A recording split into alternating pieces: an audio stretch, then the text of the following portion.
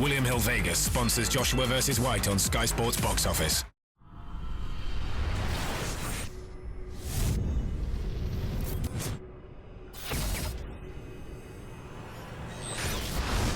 This is KUGAN CASSIUS for Rifle TV in association with Macklin Marlborough. We're in the city of London here for an Anthony Joshua media lunch with me. I have got Anthony Joshua. How are you, Anthony? Good. End of the week. Another week down. The time is upon us. December 12th is round the corner.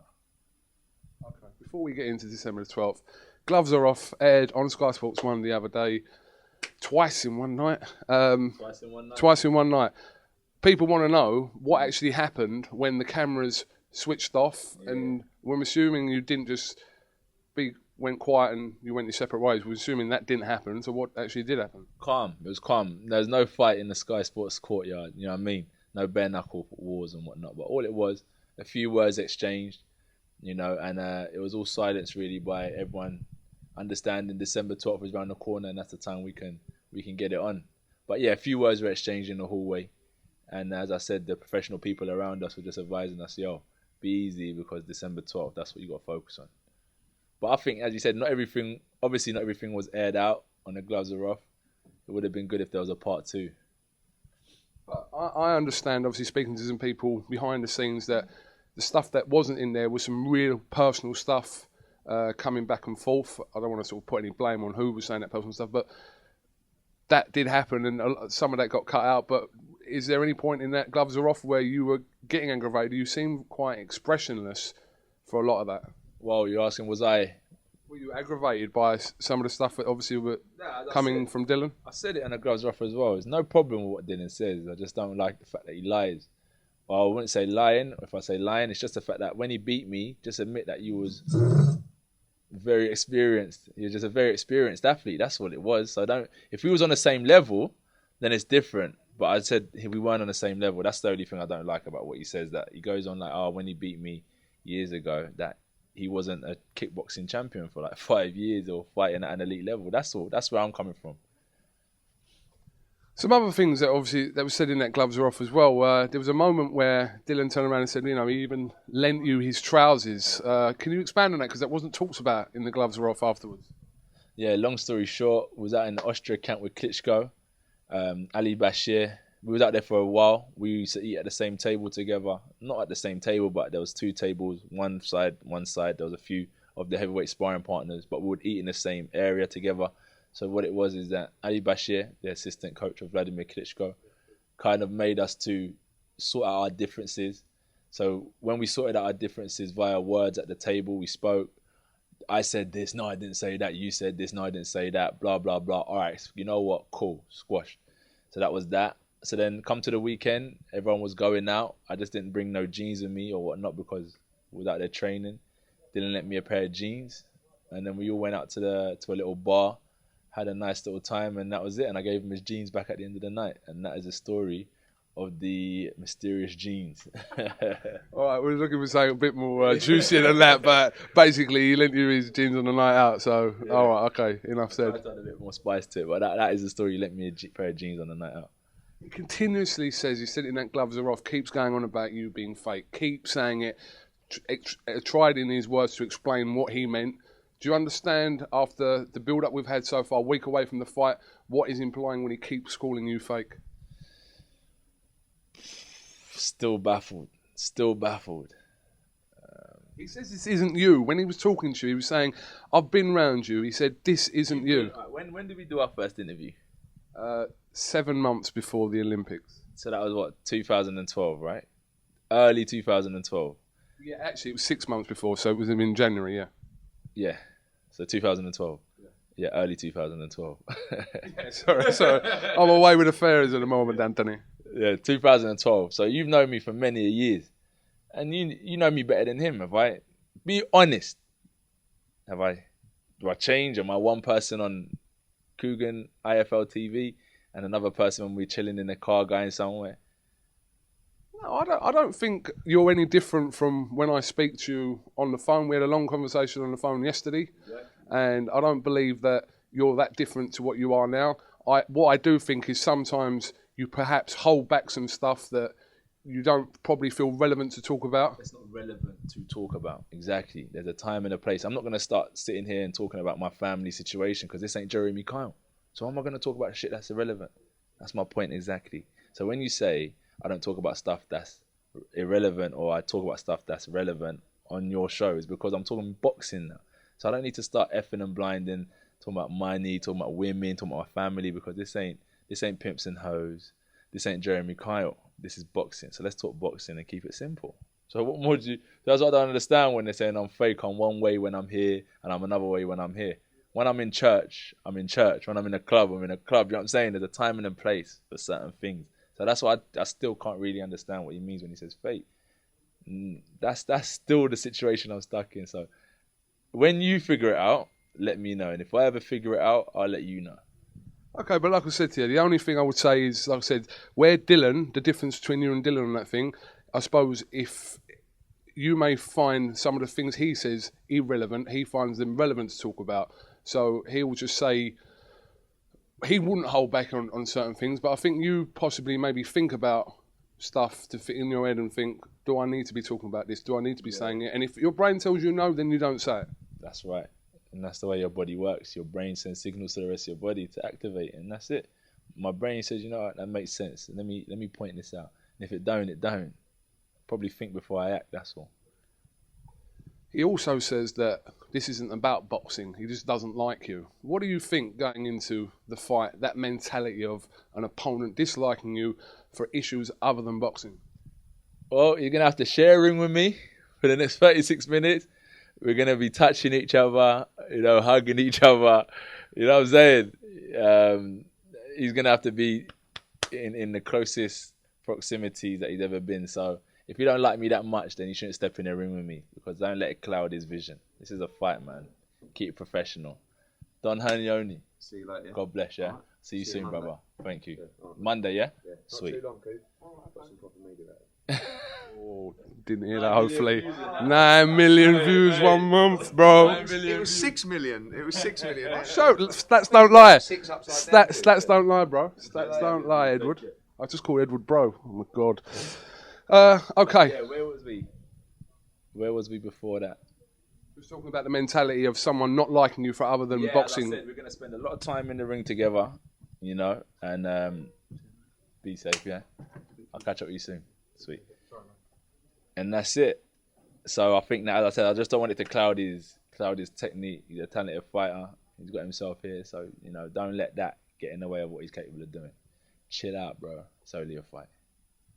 I want to talk about the activities in Dusseldorf. A new heavyweight champion was crowned in... Wait. What? We all have to stand and applaud for Fury. Get up and bow down to my son! Big up, John Fury. Big up. Big up, John Fury. Listen. Did you just bow to Tyson Fury? I got a John Fury. Oh, come on, cuz. That's the heavyweight champion of the world, cuz. You know what I'm saying? That's the levels. That's proper, man. You know what I mean? That's proper. So, as I said, everyone bow. You got to take your hat off to him. He's done what no one... And that's what I've always said. Everyone says, Klitschko's boring. Klitschko's this. Klitschko... So I said, beat him then. Stop complaining. Beat him. Credit where credit's due. What has this done for British boxing? What has this done for the heavyweight division? And what has this done for Tyson Fury? A few questions there, so I'm going to try and get through them one by one. What it's done for heavyweight boxing is change the course of history. Everyone thought it would be a routine performance by Klitschko, and Fury proved a lot of the doubt was wrong. I was a Klitschko supporter in the sense that I thought he would win, so he proved myself wrong as well. So that's why I say credit's due. What it's done for British boxing is freed up the division. As I said, people are looking at the likes of myself, Dylan, probably Chizora's probably back training now, Hayes back in the game. He's brought it back to life in the sense where people are looking at us and thinking, are these the guys that are going to be, are these a prospect? So that's all we are. Hayes proven, but the likes of myself, Dylan, and the guys with 14, 20 fights, they're looking at us and saying that these are guys that are going to go on to be heavyweight champions of the world. So Fury has brought his attention onto us as prospects. So yeah, man, he's really opened up doors for the likes of myself, changed the course of history that no one's done in 11 years, and it's really good, and I'm happy that he's done it.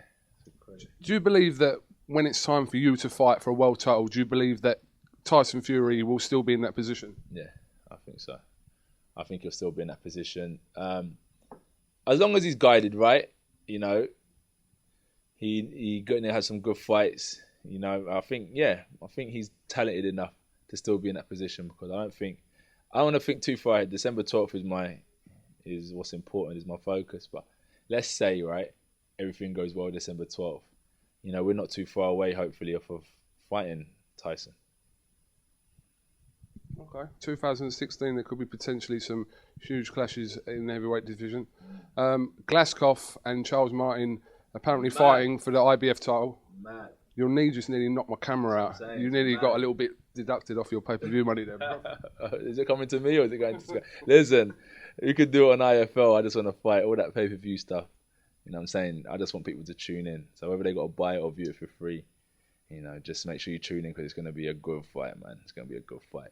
But regarding Charles Martin and Glasgow, is that how you pronounce it? It's unbelievable, bro. When would they ever dream of fighting for a heavyweight championship of the world at this stage of their careers? So that's what Fury's done. So all bow to Fury. You have to bow. Get up. You have to bow. Get up. You know what I'm saying? So he's changed. He's changed a lot for the division. And yeah, man. And I said John Fury, credit Peter Fury. I don't know, Fury seems a bit more low key, but John Fury reminds me of my old man. Very outspoken. You know what I'm saying? Your dad to one of the press conferences then. What's he doing? He coming to the fight. He comes to a few. Him and his brothers come to a few of them. My uncles come to a few of the fights. You should see him. Yeah, he's very outspoken, my old man. And he's just a proud father, man. So credit to them. Last thing I want to touch on, obviously Tyson Fury's received a lot of negative press and criticism this week over certain things he said in the media, etc. They're talking about petition to get him off the Sports Personality of the Year award, which is up to petition with a guy, I don't want to even mention his name, but he's a campaigner, etc. He does different campaigns. I don't know, but he's a campaigner for this sort of thing, human rights, etc. by his Twitter account. He ain't killed anyone. Human rights. But yeah. What do you think about that, the negative press that he's got?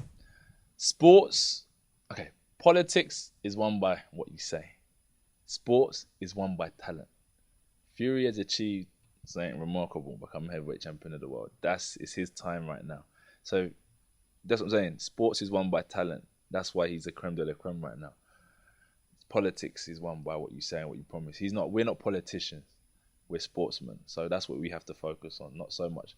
Everyone's entitled to their own opinion, and anyone can be who they want to be. Freedom of speech, free world. So that's his path, and that's what he wants to say. So be it. But we have to focus more on the fact that he's champion right now. And as I said, everyone stand and applaud the champ, man. I think it's unbelievable, bro. Honestly, that's unbelievable. Because I always said, everyone complains, no one backs it up. No one goes out there to defeat Klitschko, and he done it, man. I think it's class. And I really rate Klitschko. And if they had a rematch, I'll still back Klitschko, because I ain't changing my side. I stuck with Klitschko from when they asked me, and I believe that a wise man don't make the same mistake twice. And that's just my opinion. But yeah, what Fury achieved, I think we should stop looking at everything he's saying too much and understand sports is won by talent, not by what you say. But what is it with people that want to bring him down? The same people probably discredit him, the people that want to see you get knocked out. We're all in the same boat then. You know what I'm saying? So we're all trying to get to the same destination. So let's dodge them lot and focus on the people who are supporting us. That's all. You know, I'm not gonna, because if someone wants to make a petition of me to stop wearing red trainers, I'm still gonna wear red trainers. If someone wants him to stop talking the way he does, I don't think he's gonna change because a few people have signed a piece of paper. Do you know where I'm coming from? He is who he is, and as I said, regardless of what he said, he's heavyweight champion of the world, and he's done that through talent. So credit to him. All right, Anthony. What else, bro? I can't make this run because you've got other people waiting to talk to you. I could sit here and talk to you for a long time. Views and that, bro. Come on now. We're in the big time, man. What was we hitting before? Thousands, 2000s, early days, 2012s? Yeah, around about that. Yeah. Change. Credit. 9 million views, man. Check him out. The main man in the game. Anthony, Joshua, thank you very much for talking to IFL TV. We look forward to December the 12th. It's going to be some night at the O2. Yeah, man. Big card as well, so make sure you tune in. Bless. William Hill Vegas sponsors Joshua versus White on Sky Sports Box Office.